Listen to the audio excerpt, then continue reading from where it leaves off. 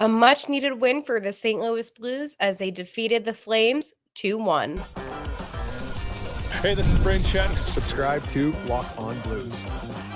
You're Locked On Blues, your daily podcast on the St. Louis Blues. Part of the Locked On Podcast Network, your team every day. Hello and welcome back to Locked On Blues. I am your host of Locked On Blues, Haley Taylor Simon, talking to you all things about our St. Louis Blues here on the Locked On Podcast Network, your team every day. Today on Locked On Blues, I'm going to talk to you about the big win over the Flames and answering your questions. I'm seeing you post questions on, Twitter, X, YouTube comments. So I want my everydayers to definitely understand that I see what you're asking and let's address it. And then, of course, the Blues do have the Flames again. I definitely cannot wait to talk to you about the win, but I do want to let you know that from the first whistle to the final drive, FanDuel makes the NFL playoffs even more exciting. Right now, new customers can bet $5 and get $300 in bonus bets if your first bet. Visit FanDuel.com to get started. By the way, I want to talk to you about this win because I told you all in yesterday's episode that I was really focused in one particular player. I wanted to see Oscar Sundqvist have a good game. And I think for me, he's been one of those players that I'm not necessarily not a fan of. I think that at 30 years old, he does still offer a lot, but he did play some really good hockey yesterday. And for me, that was something that was really important because, as I've said, when you actually think about, right, where you see this team going, you need the team's third and fourth lines to still be congruent. And he did only play 11 minutes. Now, normally I would be like, oh, that's not a lot of ice time, right? But I still think he did all right. I think that the penalty minutes still needs to be worked on, right? However, I think that he is playing a better hockey game. And another player, too, that I will touch on, obviously, is Foxa. And I believe that he had one of his best games of the season. But overall, I wanted to see what Sonny did on the ice. And I know that I didn't really hint at what the player or who the player was per se, right? Who I was thinking of. But I feel like I've been kind of wishy-washy on Oscar Sundqvist, right? I feel like he does show up. He produces. It's not that he doesn't. And I think that's my main issue with him is that he does put an effort. Sometimes it's just not visible, right? It's not going to show up in the stats as often.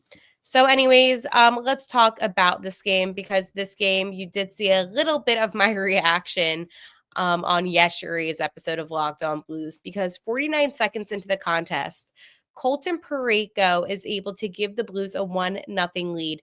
Now, a cool thing about Colton Parayko, again, I told you I'm a big stat person, and I feel like you and I, my everydayers, we talk every day about the St. Louis Blues on this podcast, right?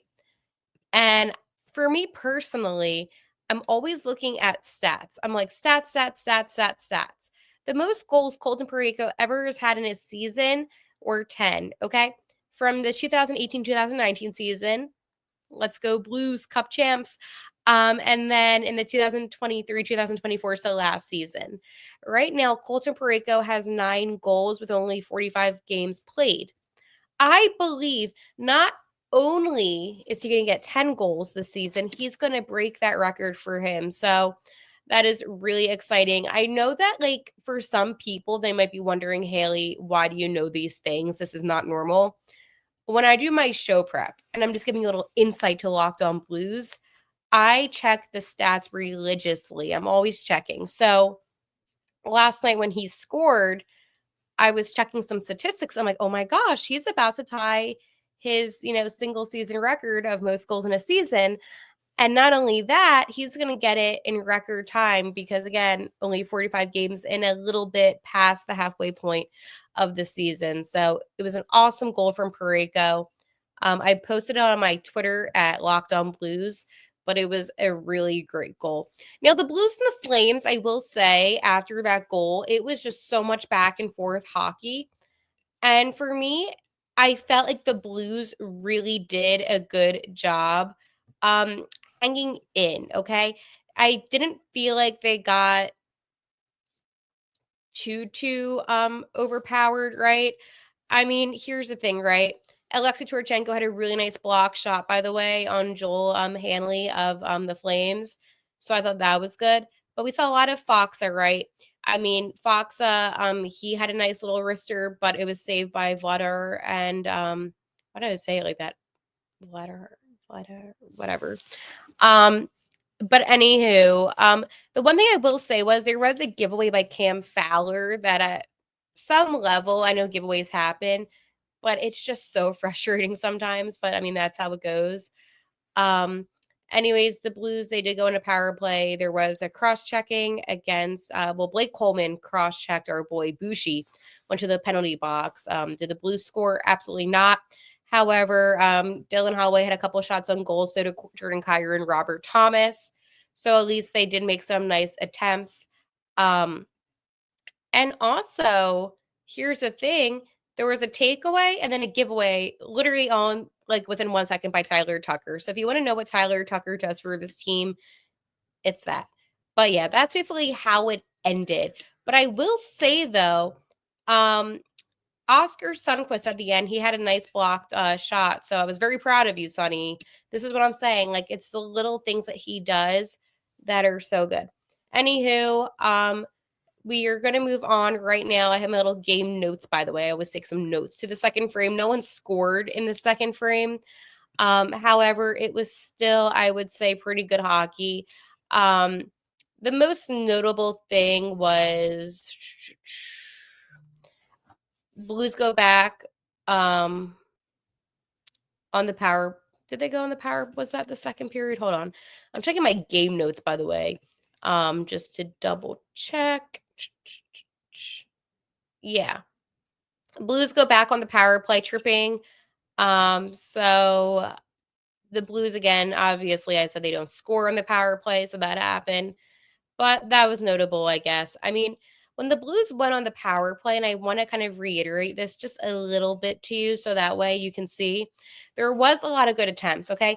Sonny, he had a good attempt, went to wide right. Robert Thomas, he had a shot attempt. Sonny again. Um, it's actually kind of funny. One of Sonny's shots was blocked by Bushi. So it happens. And of course, we have our typical Jordan Kyrou giveaway, right? Which is very on brand. Anywho, Ryan Suter went to the sin bin for interference against Kevin Rooney. But I will say that the Blues did a good job. Like, they did a really good job on that PK, probably one of their best PKs of the season. So then we head into the final frame, the third period, and unfortunately, about 6 minutes in, Kevin Ball with a nice wrister gets it behind Jordan Binnington in the net, right? So that sucks. So now it's a tied game 1-1. However, my boy Foxa, he tipped in, and right, this is the crazy part, the puck behind Vladar, but it was Tyler Tucker's feed to the net. So I mean, as bad as like I think he might be sometimes, he does make some valuable plays. Again, huge goal by Foxa, and that's how the game ended. So the Blues won that one 2-1. It was a really good competitive win. As I said, the Flames are not a bad team whatsoever. So at least for me, I thought that this win definitely did highlight a lot of good things about not just the Blues, right? But it also highlighted the competitiveness with this league. And, you know, the Flames are a good team.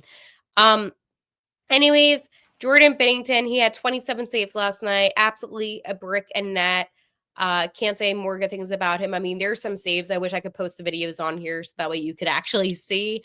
But absolutely beautiful. So pretty awesome.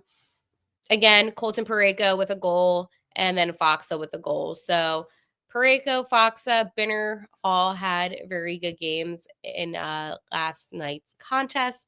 Again, that was a 2-1 win against those Calgary Flames. And the Blues will be hosting the Flames tomorrow. I think it's a really weird schedule, by the way, that it's like back to back at home. I thought that was like something wrong with like the website, but no, that's what's happening. Um, I'll talk about some injury report stuff, but I want to answer your questions, and I'll do that when we talk about the game tomorrow. But first, I want to talk to you about my friends over at Game Time. I love going to live events, whether it's sports, music, theater, comedy, or WWE. One of my favorite memories was attending Monday Night Raw last year, and the energy was unforgettable. Now, Game Time has made it even easier to get tickets for your favorite events with their new feature, Game Time Picks. This feature filters out the fluff to show you only incredible deals on great seats, so you don't have to waste time searching through thousands of tickets. Recently, I'm looking for tickets for actually it's SmackDown, Friday Night SmackDown, using the Game Time app. With Game Time Picks, I found amazing deals and could even see the view from my seat before buying. The super deal was particularly impressive, offering great seats at unbeatable prices. Plus, the app's all-in pricing shows the total cost upfront with no surprise fees at checkout. Take the guesswork out of buying tickets with Game Time. Download the Game Time app, create an account, and use code LOCKEDONNHL for $20 off your first purchase. Terms apply. Again, create an account and redeem code LOCKEDONNHL for $20 off. Download Game Time today. What time is it? Game time. So, some of your questions, they're legit questions, right? And I'm getting questions asked like, what's going to happen with Zachary Bolduc? Now, I think that there is a lot of possibilities of what can actually happen with him. And I'm going to pull up something that Sportsology sent me. He does the Locked on Flyers podcast, but he's also a prospect expert and he knows everything about players. And we talk a lot about Zach Bolduc, right? And let's talk about it because Russ wrote this, and I think it's a really good insight. So let me go read you some of what Russ had. So the St. Louis Blues drafted him. He was 17th overall in the 2021 draft, right? And I think that just goes to show the value that he has because, again, we drafted Adam Juracek at 16th. So some of these guys that you get in the middle of the draft are not bad players, right? Anyways, one thing that Russ said was that, obviously last season he played 25 games for the Blues, had 5 goals, 4 assists, and he scored 8 goals, 17 assists in 50 games for the T-Birds.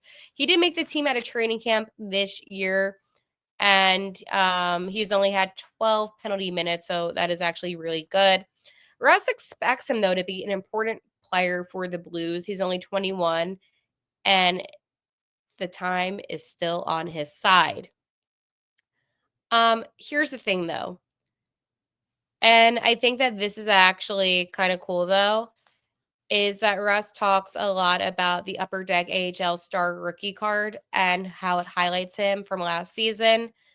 So that was really cool too. But basically he is a player to kind of keep your eyes on, and the future is kind of watching him in a way. And I think that when Russ was talking about the card, it's showing him in action while playing for the T-Birds. And the particular card is really cool. And I'm going to show you a picture because I think that this was a great article that Russ had that really just highlighted Zachary Bolduc. And the thing too is, and this is actually a really good point, that he said his defensive play has improved too. So when people do ask, and again, thank you, Sportsology, aka Russ Cohen. But when people do ask about the future of Zachary Bolduc, I always like to say that yes, he does have value, but he does have potential.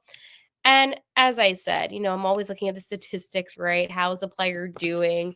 But I don't think he's necessarily having this like awful season. I just think that he's been a little bit hidden. And that's one thing that I think it's fair to say. I mean, this season he's played in 37 games, 5 goals, 10 assists, 15 penalty minutes. When it comes to plus and minus, he's actually plus 10. But when we also talk about other things like total like ice time and stuff, 12 minutes, 20 seconds he's averaging this season. And that's exactly how it was last season too. So again, I don't think he is this bad player. He did already have one power play goal this year, so that's really good for him. But I just expect him to keep on improving. But again, he is a player that you could potentially see the Blues moving maybe in the future at some point, but I think that he is still developing. And Doug Armstrong, too, is such a big fan of Zach Bolduc. And that's another question I get asked a lot is about Doug Armstrong and if he's ruining this team. People say it all the time, oh, is Doug ruining this team? I don't think he is. I believe that Dougie A does care significantly about the St. Louis Blues. And I think that's maybe to a fault just a little bit. I think that he is one of those not coaches, sorry, GMs. I don't know how to say coaches, GMs that's just maybe a little bit too passionate and not as much businessy. And I think that with him, he is trying, from what I'm seeing, to get this team into the playoffs and just the rumors and the speculation, right? We did talk about how there might be potential trades. Now, the trade deadline is approaching soon. We're less than 2 months away. It's 1 month for my 25th birthday. I mean, my 26th birthday. Oh my goodness, I have grown up on this podcast. So that's when I have my indication of the trade deadline because it's right by my birthday, right? But I want to kind of also reassure you that the Blues can't buy huge names unless they also sell big names in a sense, right? Because they need cap space. And I want to talk to you about that because you only can acquire, these star players, right? In a sense. So the current cap space the Blues have is about 3.5 million. Okay. A little bit more than that, but that's just kind of how it is. So there are some Rangers players. Again, what do I think the New York Rangers are going to do? And what do I think they're going to get rid of? Well, there's a lot that they could potentially do. But the reason why I talk about the Rangers is it seems like they're one of those teams. I mean, I know they've been doing a little bit better, but it just seems kind of like the New York Rangers, though, might be willing to give. So I'm going to talk about that actually right now with you for a couple. So before I talked about Chris Kreider, I had to double check to make sure that I did talk about him. But now there is another player, and it's a defenseman, and it's Ryan Lindgren. So, okay, let's get the elephant out of the room first. He's actually not 30 and above. He's only 26, which is really good for the Blues. I mean, last season, he was plus 22 on the ice, which is good. He had 3 goals, 14 assists. This season, he has 2 goals, 7 assists in 38 games. But unfortunately, there is speculation, right, that he might be linked to the Red Wings. However, the problem that I have is that I also think realistically, the Blues should try to get him. Now, I know that he's linked to the Red Wings right now, and I understand the situation at hand, right? I get it. But I think that at the end of the day, this is the type of player that's going to really help the Blues and help the team and make them even better. I mean, it is insane right now, all the rumors going around. But while he is linked, right, and this is kind of all coming out, and I get that, we also have another dilemma. You might be like, Haley, what is the other dilemma? So I believe it is Andre Miller, too. He's also, by the way, a defenseman on the Rangers, and he is only 24 years old, right? He is also linked to Detroit. So now I am wondering, oh my goodness, is Detroit getting all the good players? Because he's also another defenseman that this team could utilize. I am actually very frustrated very frustrated about what is going on because Detroit, I mean, they have Vladdy, little bias, right? We know I wanted him back on the team, but there is a potential that he could be traded too. So let's talk about Keandre Miller's contract, because I feel like this is actually something that we should note, is that the Blues cannot afford him, right? Right now, he's signed to a 2-year, $7.7 million contract, which, again, you break it down, it's about 3.8. As I said, the Blues have about 3.5.